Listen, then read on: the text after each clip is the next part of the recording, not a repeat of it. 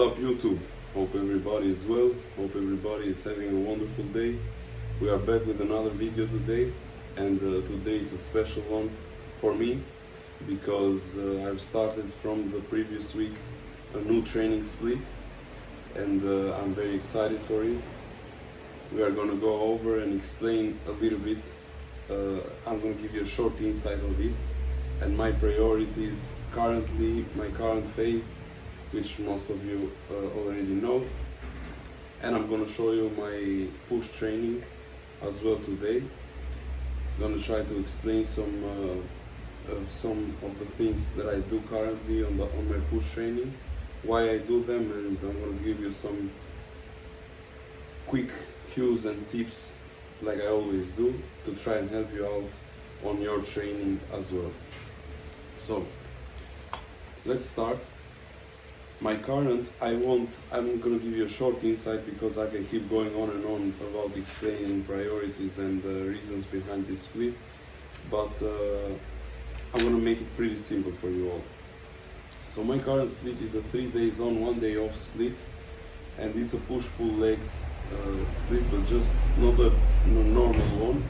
So first of all, I don't know if you can hear me all right because I've opened my fan here because it's very hot. But however, I hope you can hear me. It's a push-pull leg split, but not a general and normal one because it's based and specialized on my priorities and on my goals. But it's a 3 days on and 1 day off split. We have two variations, so push A, push B, pull A, pull B, and legs A, legs B, to have some variety, but as well to match the specializations and the priorities that I mentioned before for myself. Let's start with push A session.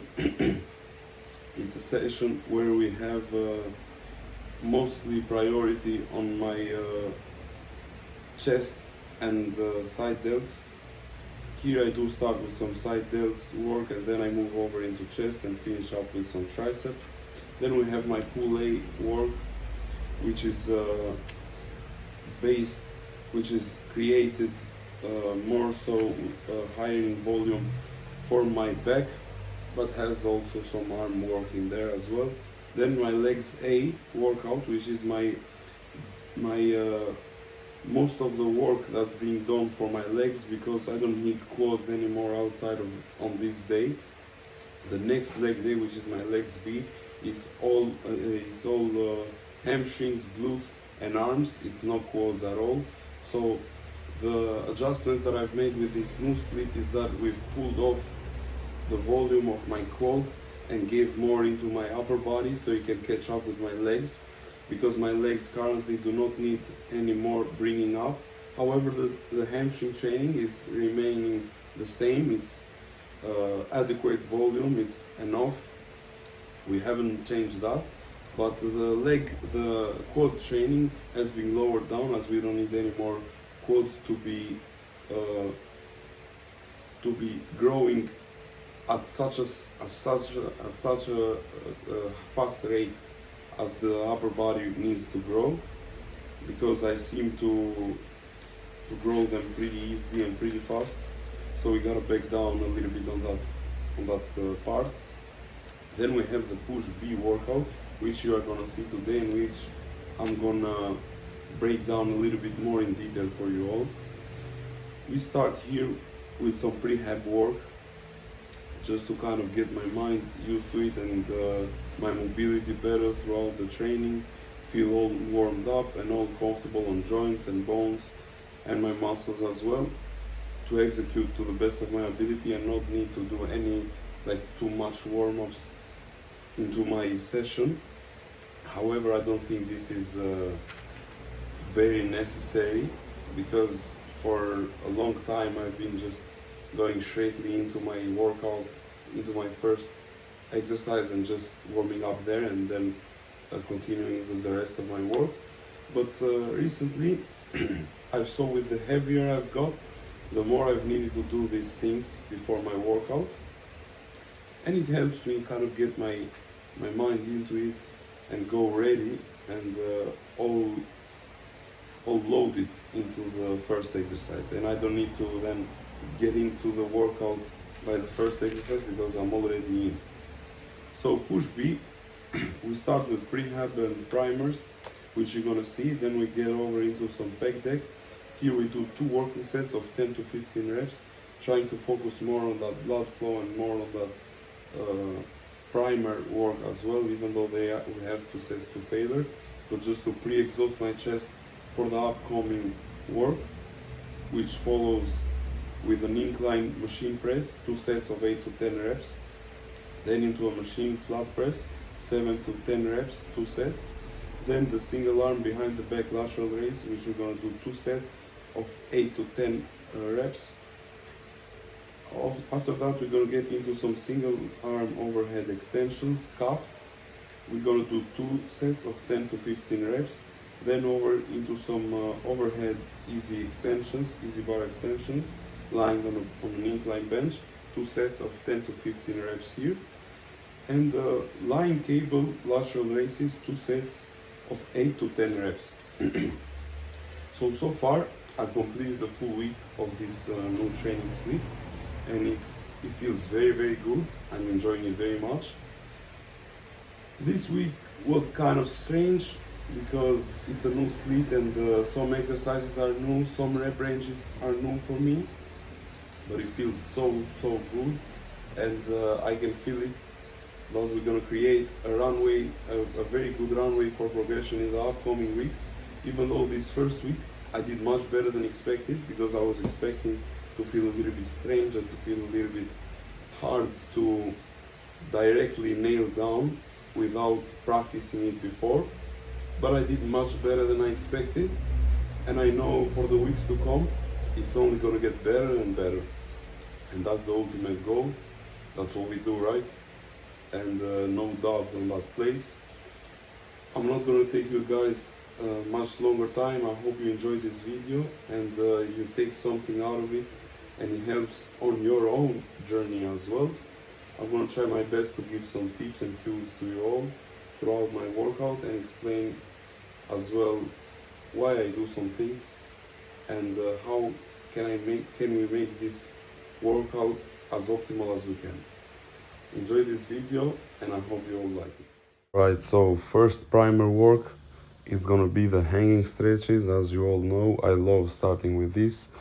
We're going to do some scapular retractions and protractions here to help with the stability and posture while pressing. I do these at the beginning and at the end of every single session to help with shoulder mobility and health overall on long term, and as well with spinal decompression. I do find this very helpful and I enjoy these a lot. I feel they make me feel better throughout the whole workout, and I've seen some very good joint health doing this.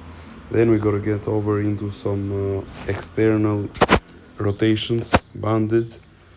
We do here just 1 set of each side of 10 to 15 reps.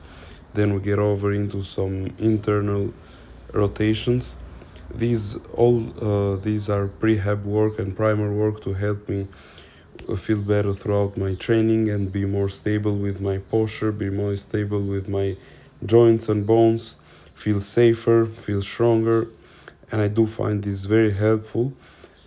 A big reason that I like to start every single workout with primer work and with prehab is as well to prime my mind for the workout as well, so I get into the first working set all primed up and all ready to go, and I don't need an exercise to then get into the workout, but I get straightly into it from the primer work that I did.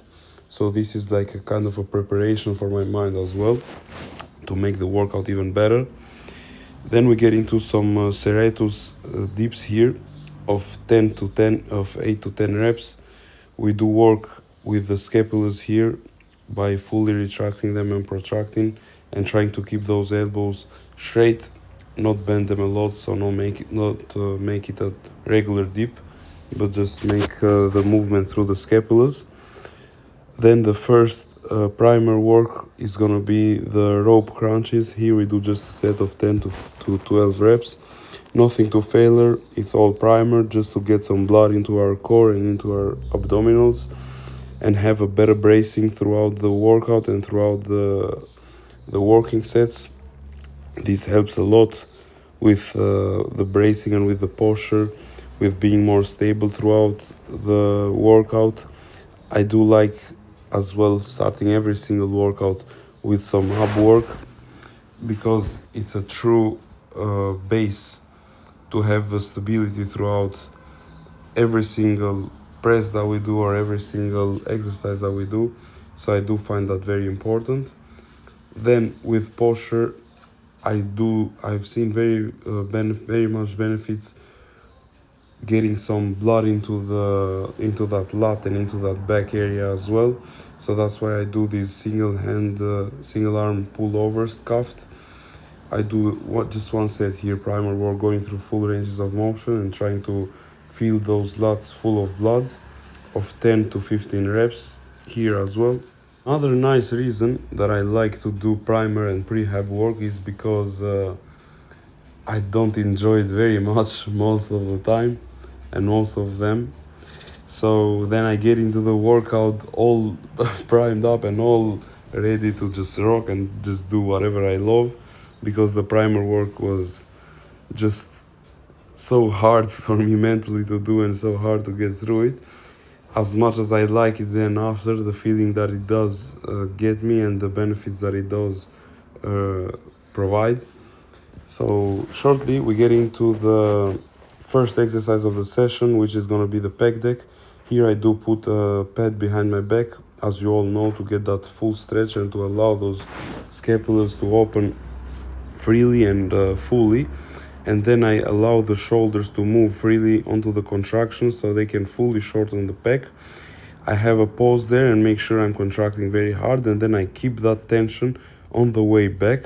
Have a full stretch, make sure I'm stretching fully my pecs. Have a pause there at the stretch and then contract again on the way forward. So here all I want to think is leading with elbows and leading my bicep through the pec and across the pecs, and not just forward, but as well reaching my hands in front of me and not just pushing them forward. Other than this, what we want to think on the stretch is bending the elbows a little bit so we can allow the pecs to stretch fully and we get the tension of the bicep, and we do not allow any bicep work to be engaged or any tendons to be engaged more than we want, by keeping them fully straight. And I do believe that by keeping the elbows fully straight on the stretch, we can engage a lot of bicep there and a lot of tendons of the bicep, and still not stretch the pecs fully as much as we can. Then coming into the contraction, I see it beneficial and I see lots of value in the straightening up our elbows, because that helps us with shortening up our pecs fully and not engaging any shoulder or preventing the caving in with the weight. We want to keep the rib cage lifted here so we can keep a proud chest, but be careful here, we don't want to extend our spine. We want to keep a neutral spine, and with that, bracing our core will help a lot. I've seen some clients and people in general have a hard time bracing their core while lifting. This comes down a lot to breathing most of the time, so just try to fix your breathing if you're struggling with bracing your core throughout your working sets. Working sets here of 10 to 15 reps, and then we move over into some incline machine press. This is a very good machine. I've made it a good machine, to be honest, because like you are seeing, I shift my hips forward a little bit so it can be more comfortable for me, as if I found it very difficult that if I tuck my hips fully into the back bench, I've seen that it's very difficult for me to go fully, to stretch fully, as then that will round my shoulders and will make it counterproductive then. So I do see it much better to shift the hips forward slightly and keep the handles in line with my shoulders, and that will make it more of an incline press as well, but will allow me to get more stretch and will provide me a better arm path as well, to try and hit and get as much as possible out of that upper pec. 2 working sets here of 8 to 10 reps. We make sure we have a slight pause at the contraction, at the stretch of each rep, so we can make sure we prevent momentum. Then on the concentric part, we want to push as hard as we can while keeping a degree of control there and not changing our body position or our elbows kicking up as well. We want to stay as tidy as possible while being as powerful as possible without getting the tension off our chest and allowing other muscles to work in as well and to support finishing the reps. Over then into some flat machine press. So for the 2-second exercises which you saw, which were the incline machine press and this flat machine press, which are some of my favorite machine presses for pecs, I do not do any warm-ups because I'm already familiar with these exercises. I know what weights I can use here and what rep ranges I have to get. So I don't need any warm-ups. My chest is all warmed up from the pec deck, and that's why I do pre-exhaustion work for chest. I don't need to do any warm-ups, and I think it gets to a point where it gets then counterproductive if we do too many warm-ups with no need.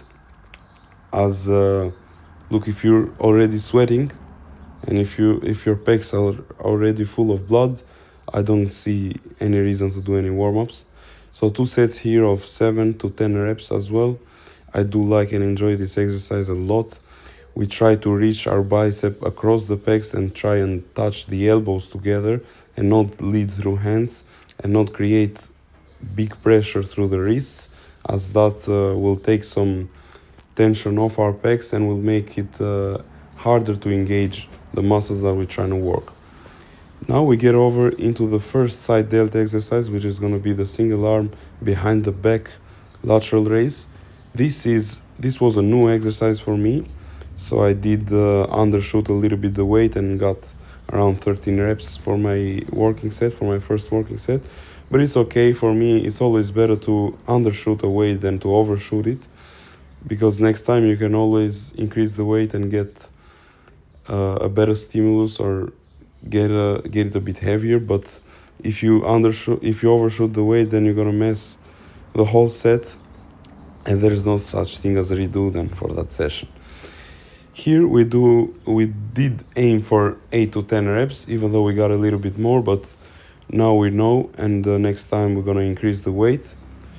I did try to make it as hard as I could here to try and create a base frame, as it was the first time doing this exercise. After a while, I've been doing something similar to this. I've been doing it single arm and in front of myself, but now it's back. It's behind the back lateral raise. It felt much better than in front, to be honest, and I did enjoy this pretty much. I did connect very easily with it and had much better stability, so this one's gonna stay with me. Here I try to reach my fists down and out and not just think of pushing the weight up, because that's gonna engage more trapezius than we want. And this way we do engage the trapezius as well, because that's unavoidable, but we do isolate more of the side delt part and we do get more of it. And I suggest you all to try this cue, because I found it very helpful as well. Now we get over into the single arm overhead extension scuffed. Undershooted a little bit the weight here, but just caught it in time and didn't waste any set. Here we do aim for 10 to 15 reps, 2 working sets. We make sure we pause on that on that stretch, so we load that lengthened position. This is where where this exercise takes pride the most, on that lengthened range, as it's very important for triceps and for any muscle. That's where they benefit the most. But we gotta be careful with the exercises that load a lot on the lengthened position, as that makes it then harder to recover, because it brings more volume into the work that we are doing, compared to the shortened loading exercises. Depending on the shoulder mobility here, we would want and aim to stay as close to the cable as possible and keep it straightly overhead of us. But whoever has troubles with that part, he can move a little bit to the side, the elbow to the side more, so he can be more comfortable with it if it causes any shoulder discomfort. Then here the back off weight, which was slightly lower. This exercise felt very, very good, honestly. I had swapped it out for some easy overhead extensions, which I have on the following exercise. But because this exercise had stalled before, now we introduced it again, and it felt very, very good. The ability and skill of mine to execute this exercise now is much, much higher than before, and I do believe this is going to be a staple as well in our training from now on. I do feel that I do think that this exercise is really beneficial, and it brings tons of value. I would recommend it to everybody that is trying to grow out his arms, and unilateral movements, in my opinion, for such a small muscle like triceps or arms in general, shoulders as well, brings a lot of benefits, and it's a must for everybody in their workout. I'd say some unilateral work is truly beneficial, and everybody can see the merit of it. So I'd really recommend to try and implement some of it in your whole plan. So then we get over into the easy extensions, overhead extensions. This is as well a very good exercise that I like and enjoy a lot doing. I try to spend some time on the stretch here as well, as I said before, as we benefit a lot out of that lengthened position, but we gotta be careful to come out slowly out of the lengthened range and not bounce the weight off there, because that then takes off from the benefits that we're trying to get. Have 2 working sets here of 10 to 15 reps. And another advice that I will give here is to brace the core very hard, as it will be very tempting to arch our back here and make this exercise and try to make it easier. But our goal is not to make exercises easier, is to make them harder and to try and make every rep as accurate as possible. Here's the back off as well. We back off a little bit the weight to try and match the reps, and we did a pretty good job here as well. Legs stay as well, I want to point this out. Legs stay on the ground as well the whole time, because it helps a lot with stability. We don't want to be shaky around our working sets. We want to be as stable and as braced as possible to try and get the best power, to try and be as powerful as we can and produce the most power that we can into our working sets. To make sure we smash that forearm into the bicep, into the stretch, to get the most out of the strength, out of the stretch position, and then we contract on the way up. But we should be careful on the extending of the elbows, as we don't want to overextend them. We do want to fully extend them, but we don't want to overdo it and make it dangerous then on the joints and the bones. And here on this set you can see a little bit of my wrestling skills that I reminded myself of to try and re-rack the weight. Oh, here it comes. Yep, exactly. So I was trying to see there if the reflexes and the instincts are still with me, and they were. Anyway, here's the next exercise, which is going to be the last exercise of the session, the lying lateral raises cuffed. This is as well one of my favorite exercises. I do enjoy this, and I do connect very easily and very nice with this exercise. Goal here is pretty simple. It's same as the previous exercise. We just want to push the fists down and out to the sides as much as we can, and then coming into the stretch we want to reach forward so we can isolate the side delts as much as possible and get those straps as much out of the way as we can. and this is a pretty stable. This is an exercise that offers a lot of stability, so we can make this cue even easier for us. But we still want to keep some unilateral exercise, as I said and mentioned earlier, the importance of them to kind of regulate the imbalances of our muscles, put more focus into them by adjusting our body into the working side, hand or leg as well. Here we want to keep the core braced as any other exercise to maintain a neutral spine and to have a better stability throughout the whole set.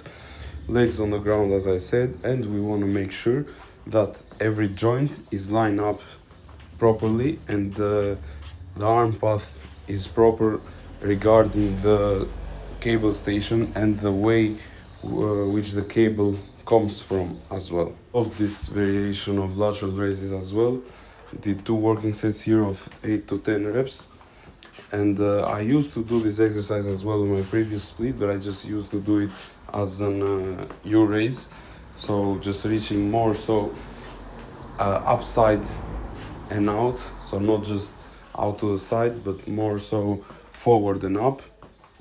But I have this still, but on my push A variation, and both feel great, but this one is actually my favorite, so it's gonna be a staple in my routine. Everybody, so this was for today's video as well. I hope it was helpful. I hope you all enjoyed it and took something from it. Apply it on your own training if you want and if it feels good for you. If you did like this video, I'd really appreciate your like, your subscribe, your share and everything to show some support on the channel and on me, so I can keep this video going for you guys as well. And let me know please on the comments what video do you want to see next for me, if it's a training video, nutrition, supplementation or whatever tips you want to get or whatever content you want to see. I'd really be happy and will try my best to keep you all updated with as much as I can with the time that I have. So this was it guys. Like I always say, raw blood, sweat and tears. Till next time, I'm out.